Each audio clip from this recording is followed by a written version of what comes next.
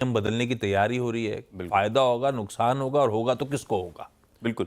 तो फायदे वाली बात है, और आरबीआई ने बहुत सारे रिफॉर्म्स एक शॉर्ट टर्म में नए गवर्नर के आने के बाद अनाउंस किए हैं। अब प्रायोरिटी सेक्टर लेंडिंग पे भी आरबीआई ने एक नोटिफिकेशन जारी किया जो 1 अप्रैल से लागू होगा, और ये है priority sector lending related. Urban cooperative banks को पहले 75% वेट के साथ आपको प्रायोरिटी लेंड करना पड़ता था, इसका वेट घटा के अब 60% कर दिया है, जो कि एक अच्छी बात है पीएसयू बैंक्स के लिए खास करके। और स्पेसिफिकली अगर हम बात करें तो हाउसिंग लोन के काफ़ी सारी लिमिट्स पे आरबीआई ने चेंजेस किए हैं, वो भी अगर हम देखें तो पूरे के पूरी बैंकिंग सेक्टर और एनबीएफसी सेक्टर के लिए बेनिफिट करेगी। इसके अलावा जो वीकर सेक्शंस के बोरोवर्स हैं उनकी कैटेगरी में चेंजेस किए गए हैं। रिन्यूएबल एनर्जी सेक्टर का जो प्रायोरिटी सेक्टर लेंडिंग स्टेटस है, इसके डेफिनेशन को एक्सपैंड किया गया है, यानी बहुत सारी चीज़ें अब रिन्यूएबल एनर्जी के अंदर काउंट होगी, जिसके कारण आप वाइड रेंज ऑफ लोन्स इस सेक्टर को जाते हुए देखेंगे। ऑब्वियसली अगर हम बात करें रिन्यूएबल एनर्जी फंडिंग की, तो पीएफसी, आरईसी जैसी कंपनियां जबरदस्त तरीके से इस सेक्टर में प्रेजेंट है, तो जो बैंक का क्रेडिट फ्लो है इन दो पर्टिकुलर कंपनीज के तरफ जाता हुआ नजर पड़ेगा। तो शायद आपको एक sentimental positive rub off effect REC और पीएफसी के शेयर में दिखाई पड़े। इसके अलावा जो वीकर सेक्शन की बात की है, जो कोऑपरेटिव बैंक्स को एक्सपोजर कम करने की बात की है, उसके कारण शायद आपको छोटी मझौली बैंक जैसे कि फेडरल बैंक, आरबीएल बैंक भी आज फोकस में दिखाई पड़ेंगी ब्रोकरेजेस के हिसाब से। तो जो प्रायोरिटी सेक्टर लेंडिंग के नियम है 1 अप्रैल से लागू होने वाले हैं, शायद छोटी कंपनी और कुछ एनबीएफसी को फायदा करती हुई नजर पड़ सकती है। इंटरेस्टिंग। प्रायोरिटी सेक्टर लेंडिंग के नियम से 1 अप्रैल से बदलेंगे। ये वो स्टॉक्स हैं जो अपने आप रखिएगा रेडार पे। अब आइए जरा कुछ ब्रोकरेजेस का तड़का भी साथ में ऐड कर देता हूं। बंधन बैंक रेडार पे रहेगा। श्रेया, क्यों? जी पहले तो गुड मॉर्निंग और Good सुप्रभात morning. सभी को। और सीएलएसए की देखिए रिपोर्ट आई है, बंधन बैंक इसलिए रडार पे रहेगा। और हाई कन्विक्शन आउट परफॉर्म के लिस्ट में बंधन बैंक को शामिल कर दिया गया है। टारगेट प्राइस की बात करें तो 220 रुपये प्रति शेयर का टारगेट प्राइस, यानी कि लास्ट ट्रेडिंग प्राइस जो था वहाँ से 48% का अपसाइड पोटेंशियल सीएलएसए को इस पर्टिकुलर काउंटर में नजर आ रहा है। क्या पसंद आ रहा है देखें आप, तो उस पर गौर फरमाएंगे तो बैंक की कलेक्शन एफिशिएंसी में सुधार देखने को मिल सकता है, ये सीएलएसए ने अंडरलाइन किया है। इसके अलावा आप देखिए फिनेंशियल 2027 तक बेहतर टेक ऑडिट को लेकर कंपनी फोकस करेगी, इसीलिए एक पॉजिटिव ट्रिगर है। इसके अलावा आप देखिए हाई सिक्योर एसेट्स को भी कंपनी टारगेट कर रही है, जो कहीं ना कहीं इस पूरे स्पेस को बूस्ट कर रही है। साथ ही कंपनी ने सेल्स फोर्स के साथ भी टाई अप किया है फास्टर लोन ओरिजिनेशन के लिए। ओके, बंधन बैंक को लेकर वैसे ही मूड बढ़िया है। सीएलएसए को ये मिड कैप पसंद आ रहा है, 220 के टारगेट्स के साथ खड़ा 150 के नीचे है, तो मीनिंगफुल अपसाइड नजर आते हैं सीएलएसए को। हॉर्मास जब ग्लोबल संकेतों की बात कर रहे थे, दो इंपॉर्टेंट चीजें थी। एक था कि ट्रम्प साहब थोड़े से नरम पड़ रहे हैं टैरिफ्स को लेकर, और दूसरा अपडेट आया था वेनेजुएलन ऑयल को लेकर। भाई जो ट्रम्प साहब ने कह दिया है, जो कंट्रीज वेनेजुएला से तेल खरीदेंगी हमारे साथ जब ट्रेड करेंगी तो 25% टैरिफ लगेगा। भाई साहब, तेल तो हम भी खरीदते हैं, ऐसे में मतलब क्या ट्रम्प साहब के इस बयान का, किस पे असर पड़ सकता है? कंचन समझाएंगी। कंचन बताएं। जी गुड मॉर्निंग। जैसे कि बेसिकली ट्रम्प का वेनेजुएला पे एक्शन है, हो सकता है कि जो इंडियन ओएमसीज है वहाँ पे हमें इसका सीधा सीधा इम्पैक्ट आता हुआ दिखाई दे। जैसे कि आपने भी मेंशन किया कि यूएस ने वेनेजुएला से तेल खरीदने वाली जो कंट्रीज है उनके ऊपर 25% का टैरिफ लगाने का ऐलान किया है। अगर आप देखें साल 2024 में तो इंडिया ने वेनेजुएला से करीब 22 मिलियन बैरल जो है तेल को इम्पोर्ट किया था, यानी कि अगर टोटल वैल्यू देखी जाए तो ये करीबन था 1.5%। और फरवरी में अगर हम देखें तो जो ऑयल मिनिस्टर है उन्होंने कहा था कि भारत को वेनेजुएला से ज्यादा तेल मिलने की उम्मीदें भी जताई जा रही है। अब ओएमसी में सबसे ज्यादा यहाँ पे इंपोर्ट करता है वो है इंडियन ऑयल कॉर्पोरेशन। इसके साथ ही साथ जो इंडियन ऑयल ओएनजीसी विदेश है उनको वेनेजुएला से $500 मिलियन की रिकवरी की भी उम्मीद है।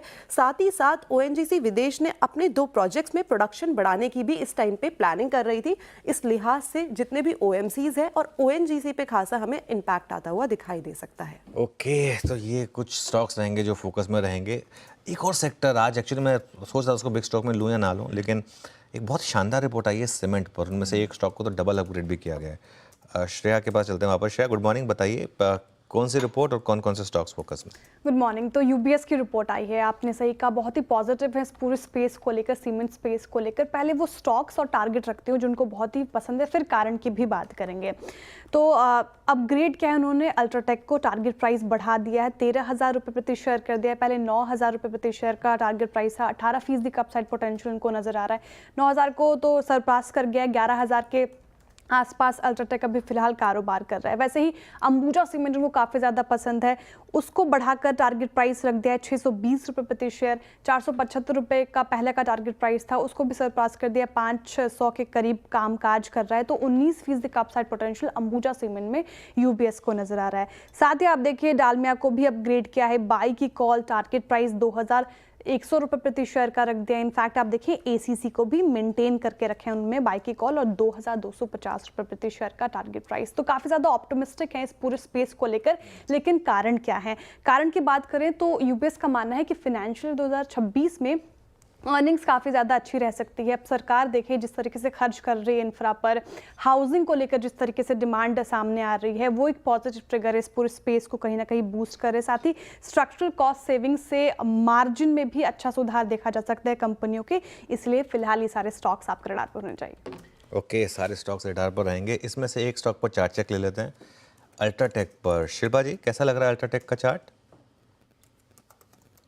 जी बिल्कुल, पूरे सीमेंट सेक्टर में अगर आप देखेंगे तो एक मोमेंटम कल से ही था, और अल्ट्राटेक की बात करेंगे तो यहाँ पे 10,800 पे एक अच्छा खासा सपोर्ट बन गया है। एक इसका एक ब्रेकआउट है जो अच्छे से प्ले कर रहा है, तो यहाँ पे जो नेक्स्ट टारगेट्स है वो 11,400 के हैं। अगर ये सस्टेन हो जाता है तो आपको 11,650 से लेके 12,000 के भी नेक्स्ट एक्सटेंडेड टारगेट्स हैं। ओके, अच्छा, एक और सेक्टर जो आज आप फोकस में रखेंगे वो है आईटी। मैं दो स्टॉक्स ऑलरेडी डिस्कस कर चुका हूँ बिग स्टॉक्स में, लेकिन निफ्टी आईटी में 2 दिनों में एक साइन बने हैं कि वर्स्ट इज़ ओवर। आप देखिए एक्सेंचर की न्यूज़ के बाद 800 पर नीचे खुला, आईटी ग्रीन में बंद हुआ। कल रेड में आया एक बार, वहाँ से रैली आई, ग्रीन में बंद हुआ। ये अपने आप में एक बड़ा पॉजिटिव, और अगर ट्रंप थोड़ा सा नरम पड़ेंगे तो वो आईटी के लिए बड़ा पॉजिटिव होगा ही। उसी से रिलेटेड एक और ब्रोकरेज लिंक रिपोर्ट आई है इन्फोसिस पर। श्रेया, क्या रिपोर्ट? जी, आप देखिए इन्फोसिस 20% तक करेक्ट हुआ है यूएस में मंदी की आशंकाओं के बीच और जिस तरीके से ग्रोथ को लेकर कंसर्न्स हैं। फिर भी रिस्क रिवॉर्ड सही लग रहा है जेफरीज को, इसलिए बाई की कॉल दी गई है। टारगेट प्राइस हालांकि थोड़ा कट कर दिया है, 2150 रुपये प्रति शेयर का टारगेट प्राइस है, उसको थोड़ा कट करके 1835 रुपये प्रति शेयर कर दिया। लेकिन फिर भी लास्ट रीडिंग प्राइस से 15% का अपसाइड पोटेंशियल जेफरीज को इन्फोसिस में नजर आ रहा है। और क्या सही लग रहा है जेफरीज को इस पर्टिकुलर काउंटर में? उनका मानना है कि देखिए फिनेंशियल 2026 में कॉन्स्टेंट करेंसी रेवेन्यू ग्रोथ का जो अनुमान है वो 4 से 6% तक रह सकता है। आप ध्यान दें डिस्क्रिशनरी खर्च में नरमी के बावजूद भी। इसके अलावा मजबूत फ्री कैश फ्लो है, साथ ही हायर पे आउट्स के कारण पीईडी रेटिंग रिस्क लिमिटेड है और रिस्क रिवॉर्ड रेशियो सही लग रहा है। हालांकि ईपीएस कट किया है 2 से 4% के करीब। 2 से 4% का ईपीएस कट किया है यहाँ पर। क्यूआईपीएस की बाहर शुरू हो गई है वापस। ये खैर मार्केट का दस्तूर है, बुल मार्केट में क्यूआईपीएस लौट आते हैं। कंचन, 3 क्यूआईपीएस कल एक साथ, तीनों के बारे में बताएं। जी, सबसे पहले तो हम बैंक की बात कर लेते हैं। पंजाब एंड सिंध बैंक, इनका जो क्यूआईपी है वो लॉन्च हुआ है 2000 करोड़ का। अगर हम यहाँ पे प्राइस की बात करी जाए तो यहाँ पे है 40 रुपये प्रति शेयर। इसके साथ ही साथ सेंट्रल बैंक ऑफ इंडिया ने भी अपना 1500 करोड़ का जो क्यूआईपी है वो लॉन्च किया है। इनका कहना है कि अगर इनको डिमांड जो है वो अच्छी साइड पे देखने को मिली तो एडिशनल 500 करोड़ हमें आते हुए और दिखाई देंगे।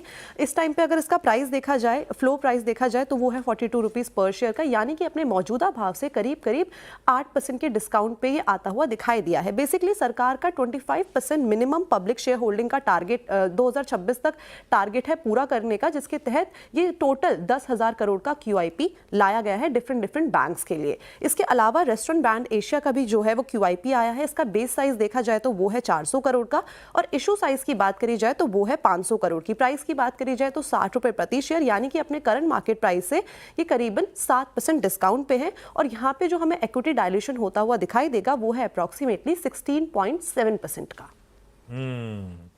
एक और ब्रोकरेज रिपोर्ट इंटरेस्टिंग सी साउंड कर रही है। मैक्वायरी की फूड डिलीवरी वर्सेस फ्रेंचाइजीज, कौन सा पल्लू भारी ज्यादा दिख रहा है भाई? फूड डिलीवरी उनको ज्यादा भारी लग रहा है। जोमेटो टाइप्स? माफ कीजिएगा, जोमेटो नहीं, फ्रेंचाइजी उनको ज्यादा भारी लग रहा है। जोमेटो स्विगी पे कॉशियस लग रहे हैं मैक्वेरी। उनका मानना है जिस तरीके से फूड डिलीवरी स्पेस अभी फिलहाल बूस्ट कर रहा है, लोग अब डाइन आउट ज़्यादा करना चाह रहे हैं और रेस्टोरेंट स्पेस में उनको पसंद आ रहा है। वेस्ट लाइफ और दिव्यानी वो प्रेफर कर रहे हैं, तो ये 2 पर्टिकुलर स्टॉक्स रडार पर रहेंगे। जोमेटो स्विगी पे थोड़ा फिलहाल कॉशियस नजर आ रहे हैं मैक्वेरी। मैं भी कल डिनर करने के लिए बाहर गया था, वैसे मैंने ऑर्डर ही नहीं किया, मैं कहीं थोड़ा चलते हैं, थोड़ा बाहर चलते हैं, जबकि मंडे था फिर भी थोड़ा मन किया बाहर जाने का। मेरा तो वैसे भी मानना है, घर पे अगर दे रहे हो तो सस्ते में दो, नहीं तो उतना ही खर्च करके मैं बैठ के एग्जैक्टली। ठीक है, ये हो गए सारी इंटरेस्टिंग ब्रोकरेज रिपोर्ट, सारे इंपॉर्टेंट स्टॉक, सब पे बातचीत, मुनाफे की तैयारी को समेटने का वक्त। ब्रेक के उस पार लेकर आएंगे आज का मंगलवार का पहला सौदा।